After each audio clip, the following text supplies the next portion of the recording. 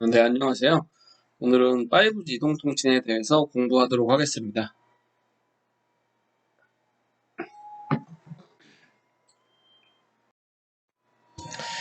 여러분들이 이제 무선통신은 제임스 클락 맥스웰이라는 사람이 처음으로 이제 일렉트로매그네티즘을 이제 개발하면서 다음과 같은 수식 맥스웰 방정식 여러분들 아마 들어본 적 있을 텐데 맥스웰 방정식을 개발하면서 이제 무선통신이 가능하다라는 게 증명이 되기 시작했습니다. 그러면서 이제 하인리치 헤르츠가 이제 맥스웰의 실험을 실제로 증명을 했죠. 실험을 실제로 증명을 했습니다. 그리고 이제 마르코니가 이제 실제 트랜스 애틀랜틱이면 유럽과 미국 간의 이제 무선 통신을 실제로 이제 시연을 했습니다. 그러면서 1920년에 미국에서 라디오 방송이 시작되고 28년에는 이제 TV 방송이 시작이 됐고요. 그리고 세계 2차 대전에서 워키토키가 이제 사용이 됐습니다. 워키토키는 저희가 흔히 사용하는 무전기를 얘기하죠. 그리고 이제 마틴 쿠퍼가 이제 모토로라에서 처음으로 이제 핸드헬드 이제 셀룰러 폰을 개발했습니다. 1978년에 개발을 했고요. 저희가 이제 10시간을 충전을 하면 30분 동안 통화가 가능한 이제 휴대폰을 개발했습니다. 그러면서 이제 무선 통신에서부터 그래서 1978년에 이제 셀폰이 이제 시카고에서 처음으로 사용이 됐는데요. 1980년에 맥킨지에서는 이제 AT&T가 이제 2020년까지 90만 명이 이제 휴대폰을 사용할 거라고 예측을 했습니다. 근데 실제로는 이제 90만 명이 아니라 1억 명 이상이 사용을 했죠. 그래서 실제로는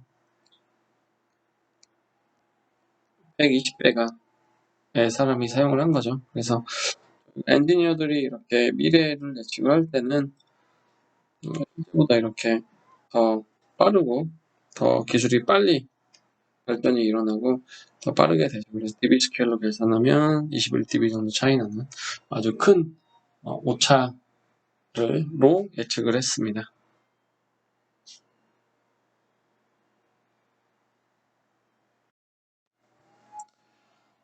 그래서 모바일 폰이 어떻게 발전했는지 한번 살펴보면요. 저희가 처음에 이제 이 벽돌 모양의 휴대폰이 나오다가 점점 휴대폰이 작아지고 이제 스마트폰이 나오기 시작했죠. 스마트폰이 나오다가 최근에는 여러가지 이제 삼성 갤럭시 같은 폰이 나오고 최근에는 이제 폴더블 폰도 나오고 5G 폰도 이제 나오기 시작했습니다.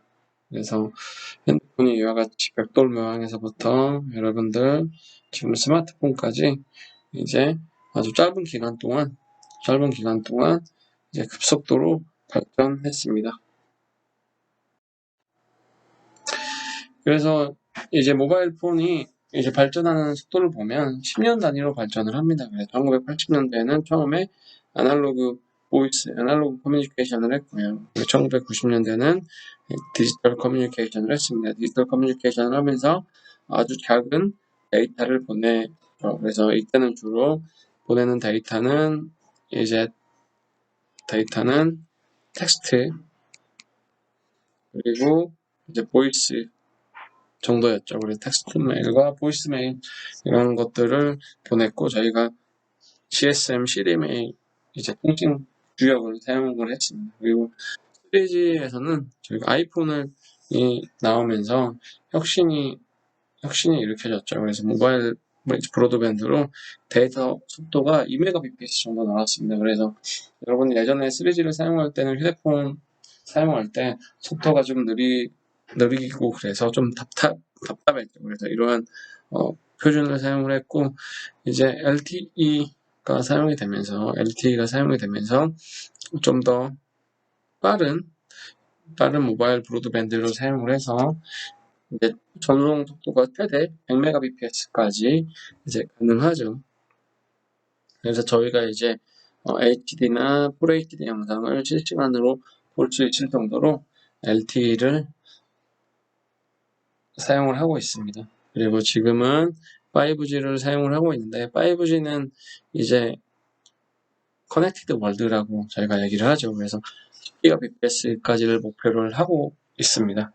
그래서 보면 10년 단위로 기술이 발전을 하고 있고 우리나라도 이제 2028년 정도에 6G 상용화를 목표로 지금 연구가 시작되었습니다.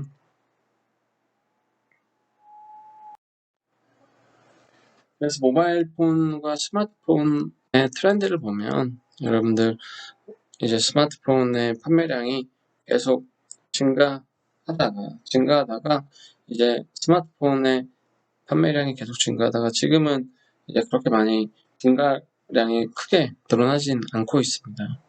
그래서 크게 늘어나진 않고 있고 거의 지금은 뭐 포화 상태 이렇다고 생각하면 되고요.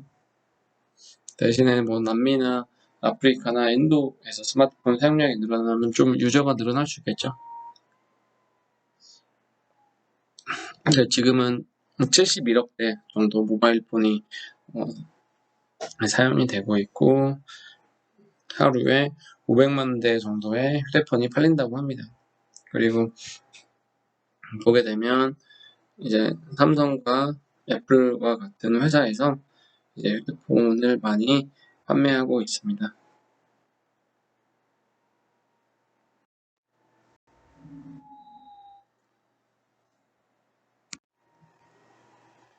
그러면 이제 휴대폰 이제 통신 네트워크에서 데이터 트래픽이 얼마나 되는지, 저희가 데이터 사용량이 얼마가 되는지 보면 데이터 사용량이 꾸준히 증가했습니다. 그래서 100사바이트 정도 사용하다가 지금 데이터 사용량이 꾸준히 증가했죠. 그래서 CAGR 이제 연 평균 이제 상승률이 47% 정도 된다.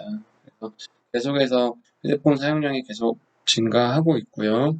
5년 동안 이제 18배 증가했고 1년에 한 63%, 16년에서 17년 사이에서는 63% 정도 증가를 했죠.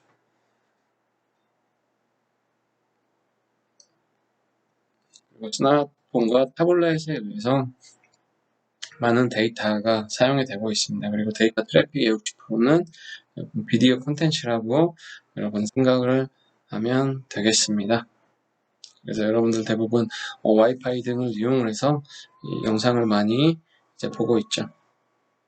그래서 디바이스의 숫자도 늘어나지만 다음과 같이 데이터의 사용량도 꾸준히 증가하고 있고 최근에 코로나 사태 때문에 데이터 사용량이 엄청나게 증가를 하게 됐죠.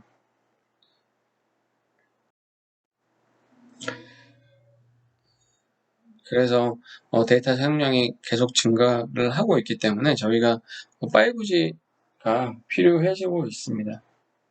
그래서 5G 네트워크에 대한 필요성은 여러분들 최근에는 많이 느끼고 있죠. 그래서 최근에 유튜브나 넷플릭스 같은 곳에서 영상을 좀 저화질로 전송을 하고 이런 일이 있었죠. 저희가 팬데믹 상황에서. 그래서 데이터에 대한 수요가 이제 꾸준히 일어나고 있고 그래서 5G 네트워크를 빨리 인프라를 구축해야 된다는 이제 니즈가 이제 많이 발생을 했습니다. 그래서 5G 통신 같은 경우는 6G 이하에서는 새로운 외부폰 그리고 새로운 라디오 그리고 셀 사이즈가 좀 더 작아지는 특성이 있죠. 그래서 셀 사이즈가 작아지는 거는 다른 강의에서 얘기를 했으니까 참고하면 되겠습니다. 그리고 데이터의 트래픽이 이제 오프로딩을 고려를 해서 실내에서는 여러분은 와이파이와 펜토셀을 이용을 해서 데이터를 커버를 하고요. 그리고 이제 아웃도어 이제 네트워크 인프라스트럭처가 조금 이제 부족하기 때문에 우리가 이제 스몰셀을 많이 이제 네트워크를 구축을 해서 충분한 데이터 트래픽을 이제 보장을 해줘야 합니다. 그래서 여기서 보면 데이터 사용량이 다음과 같이 2020년부터 데이터 사용량의 비중이 이제 늘어나는 걸 여러분들이 확인을 할 수가 있죠. 그래서 아직까지는 사용되어 있는 이제 4G망이 많이 깔려있기 때문에 4G망의 데이터를 많이 사용을 하고 있고, 데이터 사용량이 꾸준히 늘어나면서 이제 5G 데이터 사용량이 점점 늘어나게 될 것으로 예측을 하고 있습니다. 이와 같이 저희가 데이터 사용량이 꾸준하다라고 할 수 있고, 더군다나 이제 커넥티드 디바이스라고 하면 휴대폰뿐만이 아니라 자동차 같은 경우도 요즘에는 인터넷과 연결이 되죠. 그 외에 스마트폰이라든지, 그리고 다른 타블렛이라든지, 그리고 홈 IoT 사용하는 사람들은 이제 홈 IoT, 로봇 청소기라든지 냉장고 청소기, 그리고 에어컨, 이런 디바이스들이 다 연결이 되죠. 그래서 연결되는 디바이스 숫자가 계속해서 증가하고 있습니다. 그래서 2020년에는 500억 개까지 늘어난다라고 얘기를 하고 있죠. 그럼 여러분들이 이제 생각하기에는 이제 디바이스 숫자가 늘어나긴 하지만 내가 지금 LTE만 사용해도 불편하지 않다라고 느낄 수 있는데요. 그렇지만 이제 셀 엣지라는 거는 다음과 같이 기지국이 있으면 셀이 이와 같은 모양으로 되어 있으면 이쪽 엣지 끝에 부분에 있을 때 스루풋을 얘기하고 있습니다. 그런데 넘버 오브 유저가 늘어나면 셀 엣지의 스루풋이 처음에는 유저가 적을 때는 스루풋이 충분히 나오죠. 그렇지만 유저가 늘어나면 늘어날수록 스루풋이 이제 크게 낮아지고 있습니다. 그래서 이와 같이 스루풋이 낮아지게 되는데, 그 이유는 이제 유저가 많게 되면 이제 커버할 수 있는 커넥티드 디바이스의 숫자가 줄어들게 되죠. 그러면 저희가 유저가 여러 명이면 데이터를 이쪽에 줬다 나눠서 주게 되기 때문에 이제 전송 속도는 일정하더라도 이제 데이터 속도는 크게 감소하게 됩니다. 더군다나 이제 5G에서는 이제 디바이스 숫자, 넘버 오브 커넥티드 디바이스는 연결된 IoT 같은 사물의 숫자가, 디바이스 숫자가 증가하게 되기 때문에 특히나 스루풋이 데이터의 속도가 줄어들게 됩니다. 그렇기 때문에 이제 5G가 필요하게 되죠. 그래서 우리가 사람 많은 곳에 가게 되면 인터넷 연결이 잘 안 되게 되는데, 그 이유는 너무 많은 디바이스들이 기지국과 연결이 되려고 해서 그렇다. 그래서 예전에 광화문 촛불집회 같은 걸 보면 그때 트럭과 같은 이동식 기지국을 설치를 해서 많은 사람들이 모였을 때 이제 통신이 원활하게 되도록 이제 이동식 기지국 같은 걸 설치하는 걸 여러분이 볼 수가 있었을 겁니다. 그래서 저희가 기지국을 다음과 같이 이제 디바이스의 숫자가 늘어나게 되면 기지국이 더 필요하고, 그리고 하나의 기지국에서 이제 커버할 수 있는 유저의 숫자도 늘어나야 됩니다. 그렇기 때문에 저희가 5G가 필요하다고 얘기할 수가 있죠. 그래서 5G는 타겟을 언제 어디서나 1GBps, 유저당 1GBps를 제공하는 게 목표입니다. 그래서 데이터의 볼륨은 1000배, 피크 데이터 레이스는 4G와 비교해서 100배, 그리고 이동 속도는 4G와 비교해서 1.5배, 그리고 이제 연결하는 디바이스의 숫자는 이제 4G에 비교해서 1000배, 그리고 에너지 효율은 10분의 1로 만들어주고, 그리고 디플로이먼트 타임 같은 경우는 1000분의 1, 그리고 릴라이어빌리티 같은 경우는 연결이 얼마나 잘 되는지를 나타내죠. 그 경우는 확률을 이와 같이 올리고, 레이턴시 같은 경우는 엄청나게 줄일 수 있도록 만들어 주는 게 중요합니다. 특히나 이제 자율주행 같은 경우 이렇게 레이턴시를 줄여주는 게 상당히 중요합니다.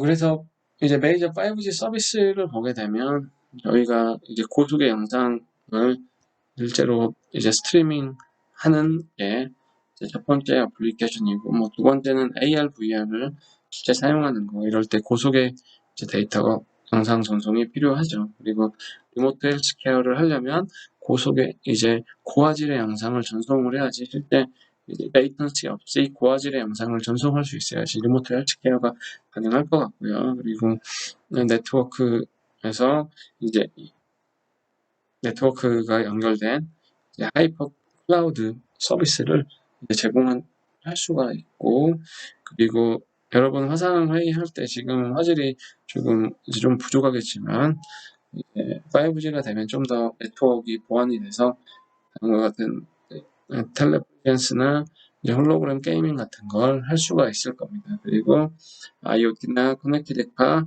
리얼타임 리모트 컨트롤 등이 가능하게 됩니다.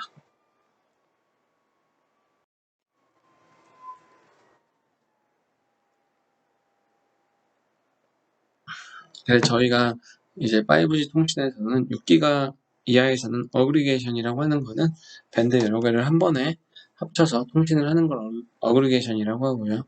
6기가 이상은 넓은 밴드위스를 사용해서 통신을 하게 됩니다. 그래서 3G에서는 CDMA, 이제 4G에서는 OFDMA, 그리고 5G에서는 이제 non-orthogonal multiple access 방법을 사용을 합니다. 여러분들 이 방법은 이런 게 있다 라고 생각하면 되겠습니다. 다음으로는 5G 스펙트럼을 보죠. 5G 스펙트럼을 보면 대부분 낮은 주파수 대역, 1기가 이하의 대역과 그리고 3GHz의 대역을 많이 할당하려고 하고 있습니다. 그래서 최근에는 미국에서 이 대역 3.5기가에서 3.7기가의 대역에 대한 주파수 할당을 최근에 했죠. 주파수 할당을 했고 결과는 버라이즌에서 40메가 정도 할당받은 걸로 나오는데 이제 결과는 명확하진 않죠. 할당을 이제 했다라고 나오고 그리고 24기가에서 28기가 대역의 주파수 그리고 37에서 40기가 대역의 주파수를 5G 주파수로 할당을 했고 또 64에서 71기가의 주파수는 언라이센스 밴드로 할당을 하고 있습니다. 그래서 저희가 5G 주파수는 새롭게 그동안 사용하지 않았던 이런 주파수들 그리고 3GHz, 3.5기가 근방의 주파수 그리고 24에서 28기가, 37에서 39기가의 주파수고요. 저희가 이 주파수 대역을 저희가 밀리미터 웨이브라고 얘기를 하고요. 이 또 주파수는 저희가 sub 6GHz라고 얘기를 하죠. 그래서 sub이라는 거는 아래죠. 그래서 6기가 이하의 주파수를 sub 6GHz 그리고 24기가, 28기가, 37기가, 39, 40기가의 주파수 대역은 밀리미터 밴드 중에서 사용하는 5G이기 때문에 밀리미터 웨이브의 5G 통신이라고 얘기를 합니다. 그래서 저희 나라 같은 경우는 이쪽 3.5기가 근저 주파수를 이용을 해서 현재 기지국이 많이 설치가 되어 있죠. 세계 공통적으로 다음과 같은 주파수 대역을 활용해서 기지국을 개발하고 있습니다. 그러면 기지국의 네트워크를 구성을 할 때 다음과 같이 저희가 기지국을 베이스 스테이션이라고 하죠. 그래서 베이스 스테이션 타입은 이제 첫 번째 매크로셀, 두 번째 마이크로셀, 세 번째 피코셀, 그 다음은 저희가 fem토셀이라고 얘기를 합니다. 그래서 반경을 보게 되면 매크로셀 같은 경우는 다음과 같이 이제 8에서 30km 그리고 마이크로셀은 0.2에서 2km 그리고 피코셀은 0.1에서 0.2km 펜토셀은 0.1km 이하 정도라고 생각하면 되겠습니다. 그래서 매크로셀 같은 경우 다음과 같이 TDD나 FDD 방식을 이용을 하고요. 3기가 이하의 주파수와 3기가 이상의 주파수 그리고 스몰셀 같은 경우는 TDD 방식을 주로 많이 사용하고 3기가 이상의 주파수, 28기가나 39기가의 주파수를 사용을 합니다. 그리고 스몰셀 같은 경우는 이제 통신거리가 짧기 때문에 좀 더 작은 전력을 사용을 해서 통신할 수 있습니다. 그래서 파워 레벨을 보면 다음과 같이 좀 더 작은 전력을 이용을 해서 통신을 할 수가 있습니다.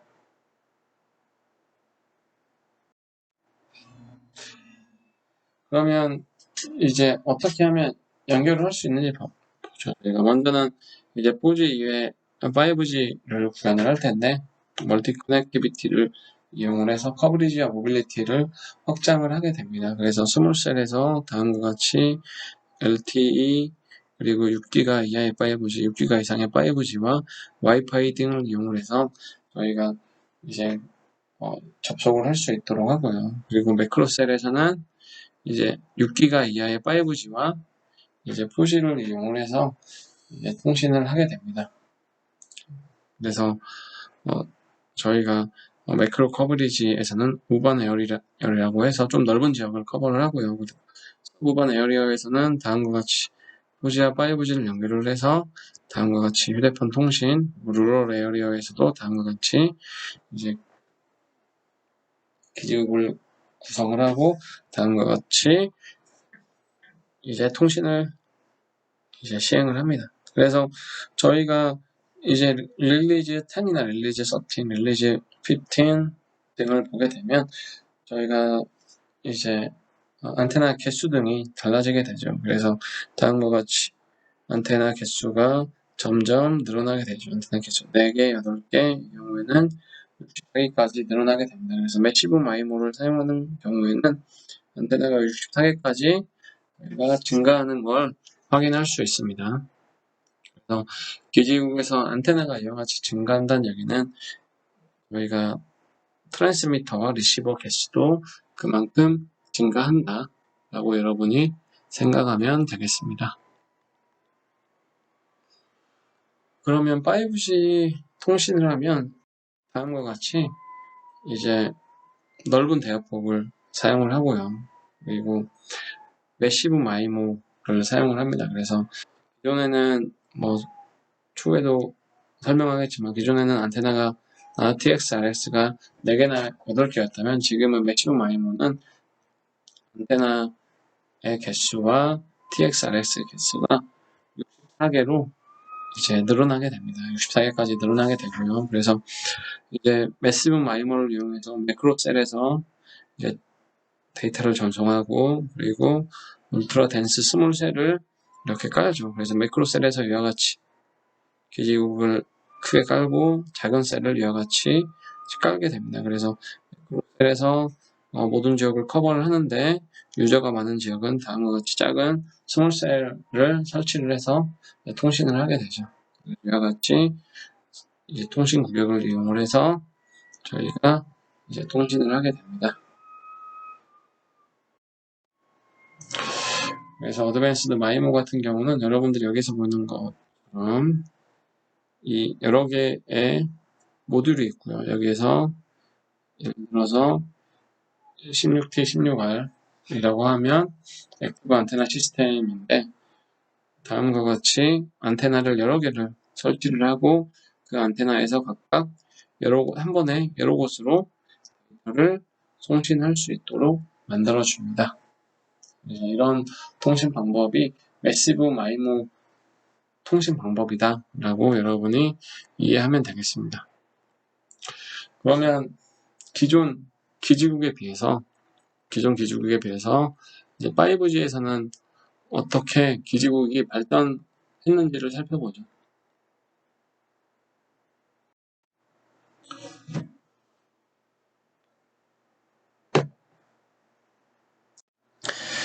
초창기에는 다음과 같이 싱글 안테나를 사용을 했습니다. 그래서 안테나 하나를 사용해서 데이터를 보냈다 라고 생각을 하면 되고요. 그리고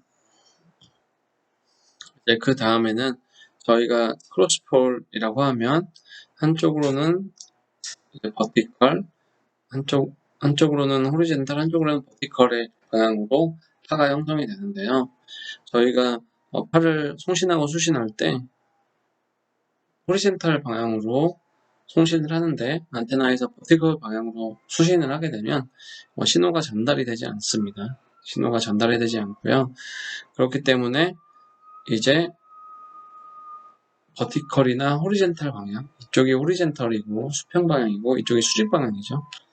수평이나 수직 방향 둘 중에 한 방향을 이제 선택을 해서 더 큰 신호가 들어오는 곳을 선택을 합니다. 그래서 크로스폴에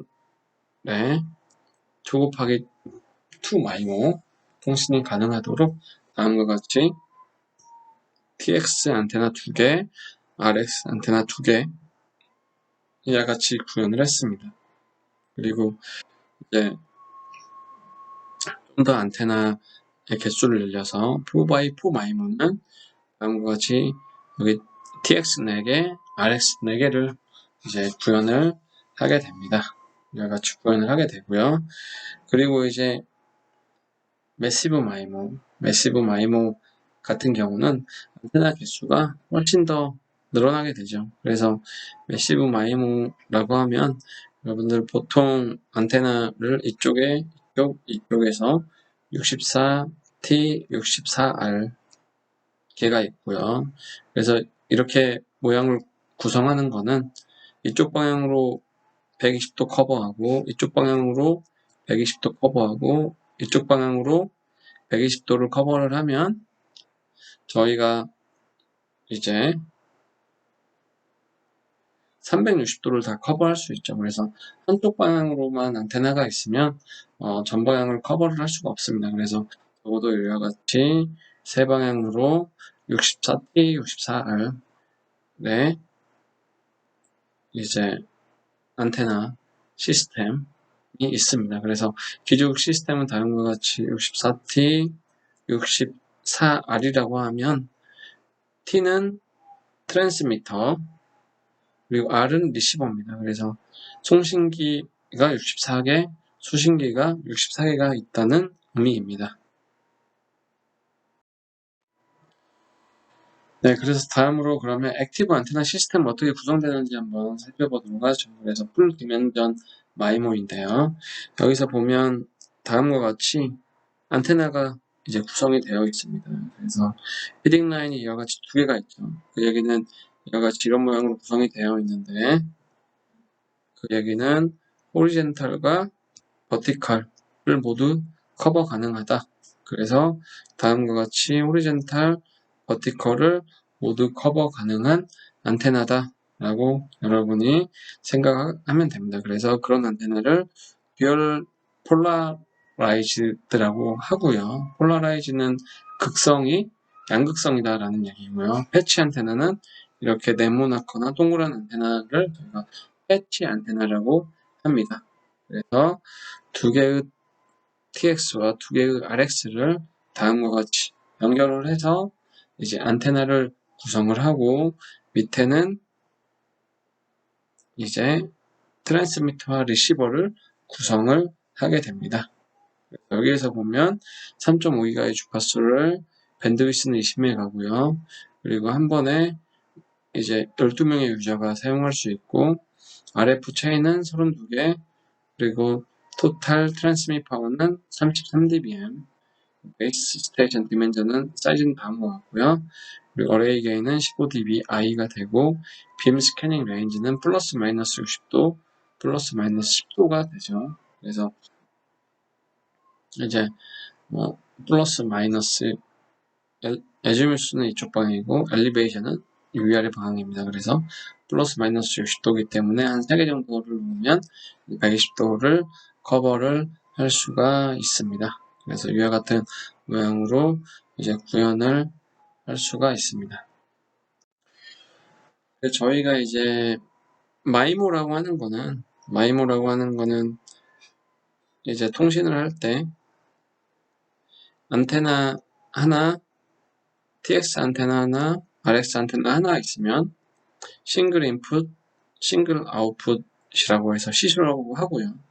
이제 안테나가 2개 이상, TX의 안테나 2개, RX의 안테나 2개라고 하면 이때 트랜스미터도 2개가 되죠. 그래서 TX는 트랜스미터로 의미하는데 트랜스미터도 2개고 리시버도 2개인 경우 그때부터 마이모라고 합니다. 네이머라고 합니다. 그래서 여기에서는 예를 들어서 지금 보면 안테나가 16개가 있다고 해보죠. 그래서 안테나가 16개가 이렇게 있습니다. 그러면 예를 들어 TX가 16개, RX가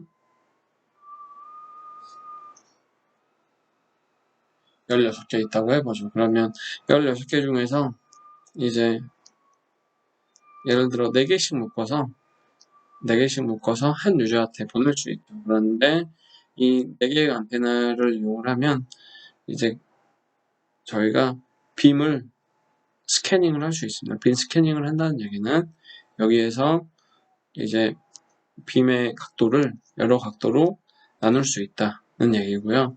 그래서 빔 스캐닝 레인지가 이와 같이 된다는 거는 저희가 빔 포밍을 구현을 한다는 거죠.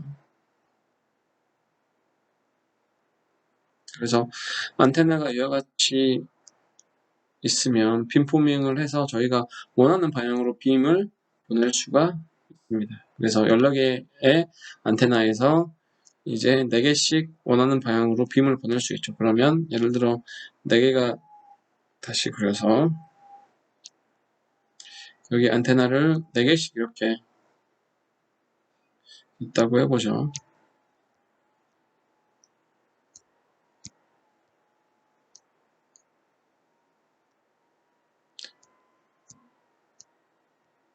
이와 같이 있다고 해보죠. 그러면 휴대폰이 다음과 같이 4대가 있으면 그럼 각각 얘는 얘한테 빔을 쏴주고 얘는 얘한테 빔을 쏘고 얘는 얘한테 빔을 쏘고 얘는 이쪽으로 빔을 쏠 수가 있죠. 그래서 한 개의 기지국으로 4명을 동시에 커버할 수 있다는 개념이 됩니다. 그리고 안테나가 이와 같이 여러 개가 있으면 그래서 호리젠탈 방향으로는 2개가 있고 버티컬 방향으로 2개가 있죠. 그래서 2 곱하기 2에 2 곱하기 2의 안테나가 있습니다. 그래서 이와 같이 안테나가 수평 방향으로 이제 일정하게 있으면 저희가 수평 방향으로 빔 포밍을 할 수 있고 수직 방향으로 있으면 수직 방향으로 빔 포밍을 할 수가 있고요. 수평 방향, 수직 방향 둘 다 있으면 수평, 수직 방향 모두 빔 포밍을 할 수가 있습니다. 유저를 이렇게 선택할 수가 있는데 여기에서는 멀티 유저 마이모는 이제 각각 안테나에서 12명까지 하나의 기지국에서 12명까지 유저를 커버할 수 있다라는 컨셉이라고 여러분 생각하면 되겠습니다.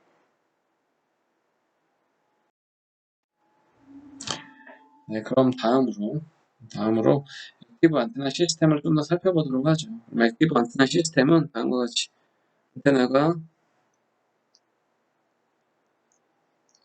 지금 32개가 있죠. 다음과 같이 32개가 있는데 여기 보면 필터가 있고요. PA가 있고 LNA가 있죠.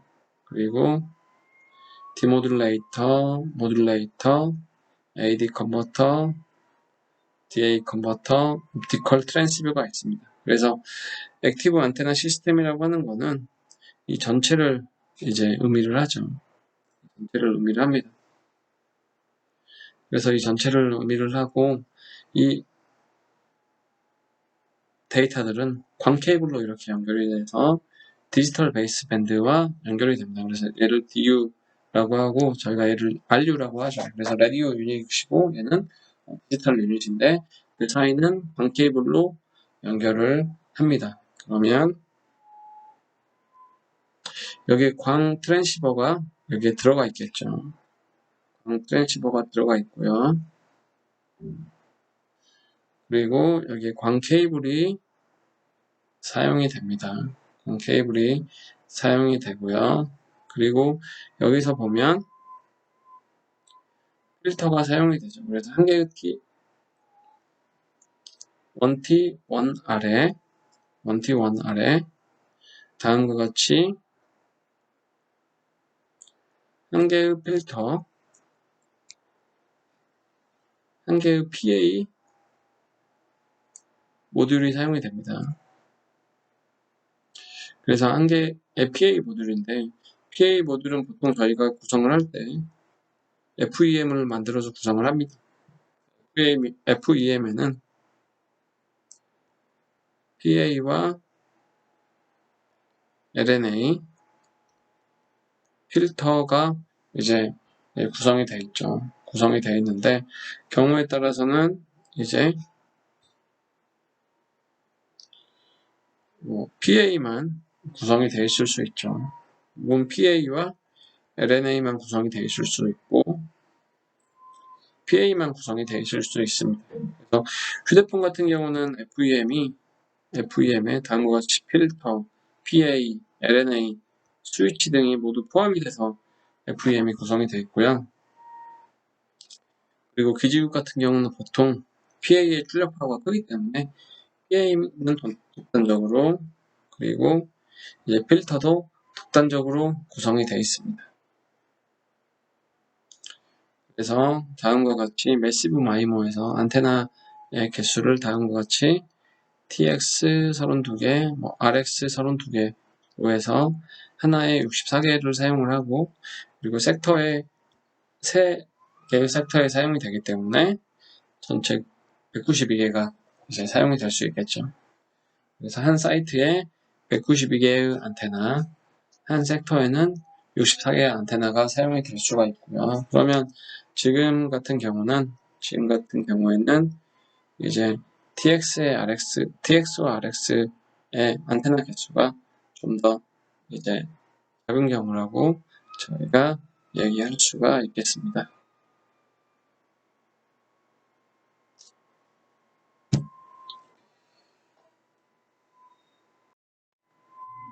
그래서 여러분들이 이제 보면 이런 기지국을 이용을 해서 이제 통신을 하게 되는데, 보통 저희가 매크로셀이라고 하죠. 이제 매크로셀과 그리고 더 작은 셀 사이즈에서 다음과 같이 2기가, 3기가, 2G, 3G, 4G, 2G, 3G, 4G와 5G의 낮은 주파수 대역을 이용해서 저희가 2km 반경까지 저희가 이제 커버를 할 수가 있습니다. 그리고 5G에서 3기가 이상의 대역에서는 다음과 같이 좀 더 짧은 거리 커버를 하고요. 그리고 5G 밀리미터 웨이브 대역에서는 보통 200m 이하의 거리에서 이제 커버를 하게 됩니다. 그래서 저희가 데이터 통신을 할 때 온라이센스 밴드와 라이센스 밴드가 이하에서 사용을 하게 되면 데이터 속도가 최대 3.2gbps까지 나오는 것을 저희가 확인할 수가 있죠. 이때 이제 마이모를 이용을 하고 스트림은 4개, 그러면 TX 4개, RX 4개를 사용을 해서 이제 통신을 한 경우에 모듈레이션은 256컴을 사용을 했습니다. 그래서 라이센스 밴드 40메가, 언라이센스 밴드 이제 40메가 등, 그리고 이제 5G 40메가 등을 사용을 해서 저희가 이제 3GBps까지 데이터 통신을 할 수가 있습니다. 그래서 우리에 따라서 다음과 같이 주파수를 나눠서 저희가 사용하는 게 좀 더 합리적일 수가 있다. 하지만 이와 같은 이런 먼 거리도 저희가 이 3.5기가도 이제 많은 데이터를 이제 많은 트랜스미터 리시버를 동시에 사용하면 통신이 가능할 수 있습니다. 그래서 여러분 저희가 6기가 이하의 베이스 스테이션을 보면 저희가 LTE 같은 경우에는 보통 44R, LTAR을 사용을 하죠.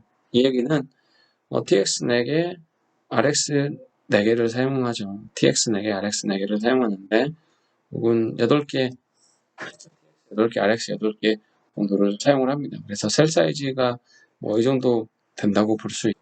그런데 만약에 저희가 셀 사이즈는 이해고 좀 더 먼 거리까지 커버를 가능할 수 있습니다.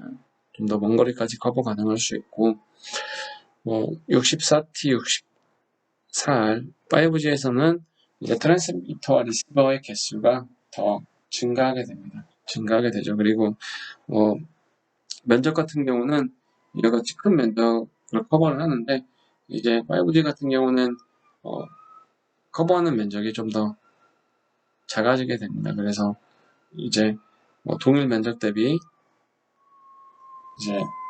LTE 대비해서 이제 최대 이제 안테나나 기지국의 개수는 한 2배 이상 되겠고요. 그리고 한 기지국당 이제 트랜스미터와 리시버 개수는 한 8배 정도 됩니다. 그래서 LTE와 비교를 했을 때 저희가 5G 기지국 같은 경우에는 3.5기가 대역이죠. 3.5기가 대역 같은 경우는 이제 안테나와 PA와 안테나와 그리고 필터 같은 경우 보통 16배 이상 저희가 사용 가능하다라고 예측을 할 수가 있습니다. 16배 이상 사용 가능하다라고 예측을 할 수가 있습니다. 그래서 이제 저희가 사용하는 안테나의 개수나 이제 필터의 개수가 크게 증가하게 되죠. 그래서 안테나와 필터의 개수가 이제 크게 증가한다. 그래서 더군다나 이제 LTE 경우 이제 4제너레이션, 5제너레이션 같은 경우 4G 같은 경우에 대비해서 5G 같은 경우는 4G 같은 경우는 이제 전 세계적으로 점차적으로 통신망의 구축이 됐는데 5G 같은 경우는 통신망의 구축이 이제 좀 덴스하게 구축이 되고 있습니다. 그 얘기는 이제 다음과 같이 PA나 트랜지스터나 안테나나 필터 같은 이제 요구가 수요가 엄청나게 증가할 수 있다고 저희가 얘기할 수가 있겠습니다. 그래서 5G에서는 트랜지스터나 PA에 요구되는 숫자가 순간적으로 엄청 증가할 수 있습니다. 그래서 안테나나 필터나 모두 마찬가지고, 그리고 안테나 같은 경우에는 기구를 포함하여 저희가 고려를 해야 됩니다. 그래서 안테나의 개수가 훨씬 많아졌기 때문에 이 안테나 등 모든 안테나를 기구를 포함하여서 보통 설계를 해야지, 그렇지 않으면 이제 저희가 원하는 방향으로 방사가 잘 되지 않을 수가 있습니다. 그래서 설계 난이도가 이제 증가하기 때문에 예전에 비해서는 이제 장비를 만드는 업체에서 좀 더 안테나를 맡길 때보다는 좀 더 이제 맡기는 일의 양이 좀 더 줄어들 수는 있다라고 생각할 수 있습니다.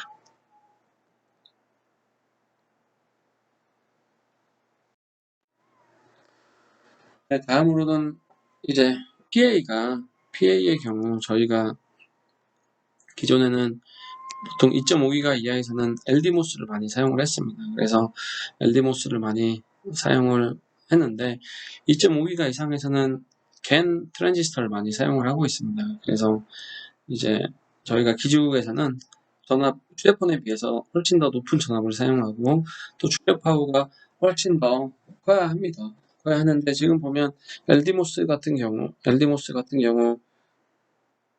다음과 같이 이제 주파수가 높아지게 되면 성능이 열화가 되죠. 성능이 열화가 되기 때문에 저희가 이제 2.5기가 이상에서는 다음과 같이 이제 겐이라고 많이 하는데 갈륨 나이트로나이드 트랜지스터를 이제 많이 사용을 하게 됩니다.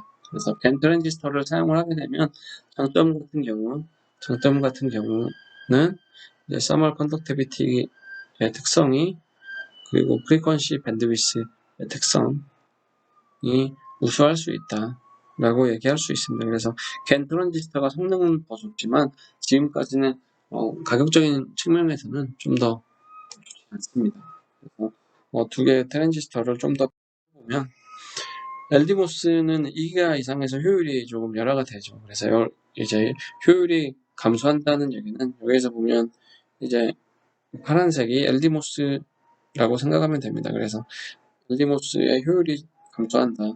그래서 PA의 효율은 PA라는 거는 저희가 전력을 100W를 사용했는데 효율이 만약에 50%다라고 하면 50%는 신호를 증폭하는 신호에 사용이 되고요. 50%는 열로 이제 사용이 됩니다. 열이 증가하게 되는 거죠. 그래서 열이 발생하게 되기 때문에 추가적으로 열이 증가하게 되면 쿨링 시스템에 보존이 되고요. 쿨링 시스템에 전력이 더 사용이 되겠죠. 그렇기 때문에 에너지 소모도 더 증가하게 되고 열이 너무 많이 증가하게 되면 신뢰도는 감소하게 됩니다. 그렇기 때문에 저희가 대부분 이 겐 트랜지스터를 보면 다음과 같이 주파수가 높아짐에 따라서 효율이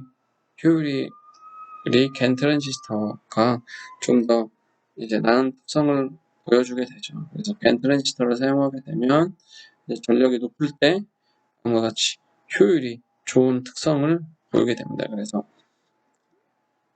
다음과 같이 이제 2.2GHz에서 6GHz 사이에서는 특히나 효율이 많이 안 좋아지는 걸 저희가 확인을 할 수가 있습니다. 그래서 겐 트랜지스터를 많이 사용을 하고 있습니다.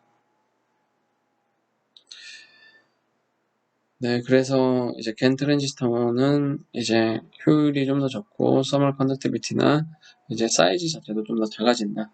그래서 그런데 이제 현재 겐 트랜지스터의 가격이 LD모스의 한 2~3배 정도 되는데 근데 기중용 고출력 증폭기 등이 대체되고 겐 트랜지스터가 대량 생산이 되면 겐 트랜지스터는 가격은 낮춰질 것으로 생각이 됩니다. 그래서 겐 트랜지스터의 이제 성장성은 1년에 20에서 35% 정도로 예측을 하고 있습니다. 20에서 35% 정도 예측을 하고 있는데 이제 작은 거는 20%, 이제 높은 곳은 35% 정도로 예측을 하고 있습니다.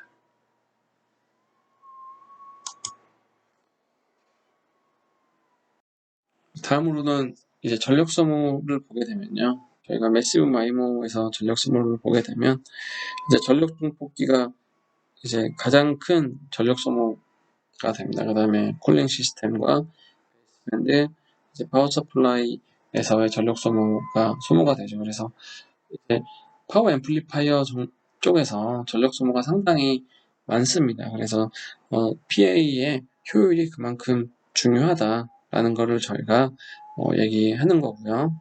그래서 갈륨 나이트로나이드 겐이죠. 겐이 이제 5G 매시브 마이모에서는 정말 중요한 부분을 차지한다라고 생각하면 되겠습니다. 그래서 기존에 이제 매크로 BTS에 사용되는 4G에 사용됐던 이제 트랜지스터를 보게 되면 기존에는 이제 LD모스를 많이 사용했습니다. 이제 겐도 사용을 했는데 LD모스를 사용하는 거는 가격이 더 싸기 때문에 그렇죠. 그래서 이해가 이해하면 굳이 겐을 쓰지 않고 LD모스를 사용해도 크게 문제는 없습니다. 그래서 그리고 이제 매크로 같은 경우는 이제 피크 파워가 다음과 같이 200W에서 750W 정도 되고요. 주파수 레인지는 2.6GHz 정도는 다음과 같이 LD모스를 사용해도 이제 크게 문제가 되지 않는다. 걔네를 사용하면 2GHz 이상에서는 효율이 좀 더 근데 저희가 5G 매시브 마이모에서는 저희가 이 엘리먼트가 이제 100개 이상이 됩니다. 그래서 보통은 64T, 64R이니까 엘리먼트가 이제 여기에 비해서 보통은 저희가 이제 16개 정도 더 많아진다라고 할 수 있죠. 그래서 이 개수가 많아지게 되면, 안테나 개수가 많아지게 되면 PA에 요구되는 전력량이 작아지게 되죠. 그래서 피크 파워는 다음과 같이 한 10분의 1 정도가 되죠. 10분의 1 정도로 작아지게 되고, 에버리지 파워는 다음과 같이 6에서 8W 정도 됩니다. 그렇게 되면 저희가 PA를 기존에는 이제 4G까지 PA를 구현을 할 때 다음과 같이 PCB 위에 트랜지스터를 놓고요. 저희가 입력이나 출력 매칭을 PCBU에서 했습니다. 그 이유는 이제 PCBU에서 하면 효율이 좀 더 좋습니다. 효율이 좀 더 좋고요. 그리고 이제 칩 안에서 매칭을 하기에는 이 전력이 너무 크기 때문에 칩에서는 LDMOS 같은 트랜지스터로는 매칭을 하기가 어렵고요. 너무 전력이 양이 크기 때문에 매칭을 하기가 어렵고 PCB 같은 곳으로 매칭을 해서 큰 사이즈를 활용을 해서 매칭을 합니다. 그래서 사이즈가 이제 큰 사이즈를 사용을 했죠. PA가 사이즈가 상당히 컸습니다. 그 이유는 이제 열 문제도 있고요. 그리고 큰 전력을 사용하기도 하고 개수도 작기 때문에 다음과 같이 이 트랜지스터를 여기에 삽입을 해서 입력을 매칭하고 출력을 다음과 같이 매칭을 해서 이제 사용을 했습니다. 그러면 PCB 위에 매칭을 했다고 생각하면 됩니다.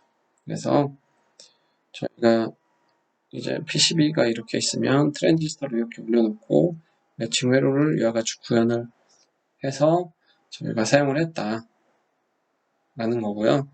그런데 이제 기술이 계속 발전하면서 다음과 같이 기존에는 기죽 회사에서 다음과 같이 TR을 사서 매칭을 했죠. 그런데 기술이 발전을 하면서 다음과 같이 QFN 패키지를 합니다. QFN 패키지는 작은 PC 이제 매터리얼 위에 이제 매칭 네트워크를 이제 구성을 하는 거죠. 매칭 네트워크를 구성을 하고 작은 MLCC와 같은 캐패시터 인덕터들을 붙여서 매칭을 한 후에 다음과 같이 이제 패키징을 해서 다음과 같은 형태로 만드는 걸 QFN 패키지라고 합니다.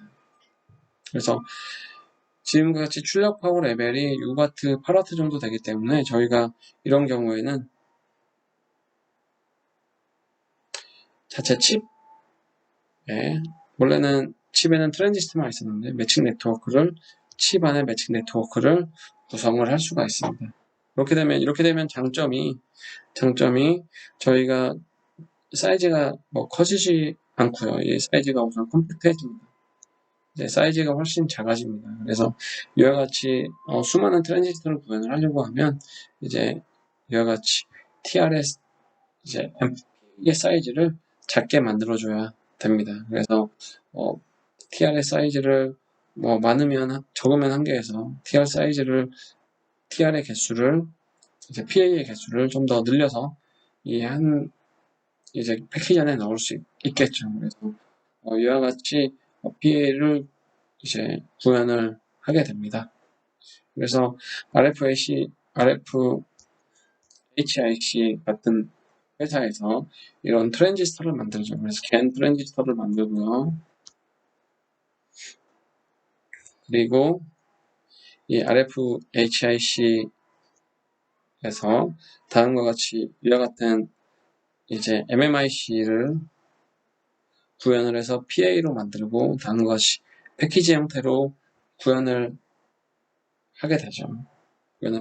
그래서 이런 RFHIC는 이제 2018년도에 배터리와 같이 이와 같은 PA 이 정도 전력 레벨이 되는 PA를 MMIC로 겐 MMIC로 구현하는 프로젝트도 했었고요. 지금 현재 실제 겐을 이용한 MMIC의 PA를 이제 납품하는 걸로 현재 알고 있습니다. 그래서 이와 같이 이제 기존에는 트랜지스터만 만들었는데 PA를 만들게 되면 아무래도 이제 트랜지스터에 만드는 거에서 PA까지 완벽한 PA까지 구현을 하게 되면 이제 좀 더 고부가가치 산업이 되겠죠. 그러면 매출도 늘어나고 마진도 늘어날 수 있는 그런 형태로 변모하고 있다. 그래서 이 MMIC PA까지 이제 구현을 하게 되면 좀 더 이제 성장을 할 수 있다라고 생각하면 되겠습니다. 그리고 이제 휴대폰 같은 경우에는 휴대폰도 이제 PA의 시장이 상당히 큽니다. 그래서 PA는 아바고 같은 경우 아바고나 아바하고 브로드컴하고 합병을 했죠. 코보나 스카이웍스, 뮤라타 등이 많이 하고 있고요. 우리나라는 이제 와이팜이라는 업체에서 또 PA를 하고 있죠. 그래서 이 PA와 LNA와 FEM 이런 회로들을 하나로 만들어서 저희가 FEM으로 구현을 해서 이제 납품을 하고 있습니다. 그 얘기는 나중에 또 좋은 기회가 되면 하도록 하겠습니다. 그래서 sub-6GHz의 베이스밴드에서는 다음과 같이 이와 같이 필터 등이 필요하고요. 그리고 다음과 같은 모듈을 이제 만들고, 그리고 이와 같이 갈륨 알트나이드로 PA를 만들고 해서 다음과 같이 이와 같이 FEM을 만들어서 구현을 하게 됩니다. 그래서 이와 같은 형태로 이제 시스템을 만들고요. 그래서 다음과 같이 4x4 QFN을 만들고, 그리고 이제 5 곱하기 7 QFN 을 만들어서 다음과 같이 이제 PA 등을 다음과 같이 구현을 할 수가 있습니다. 그래서 다음과 같은 모양으로 시스템을 구성을 할 수가 있다. 그래서 저희가 5G 시스템은 어떻게 되고, 그리고 5G에 대한 기본적인 내용, 기지국이 어떻게 발전이 되어 있는지, 그리고 내부에 PA는 어떤 모양으로 구성이 되어 있고, 그 외의 시스템들은 어떻게 구성되어 있고, 그리고 안테나나 필터 등이 어떻게 구성되고, LTE나 LTE 등과 비교해서 어떻게 달라지는지 등에 대해서 저희가 공부를 해봤습니다. 네, 오늘은 여기까지 하겠습니다. 네, 경청해 주셔서 감사합니다.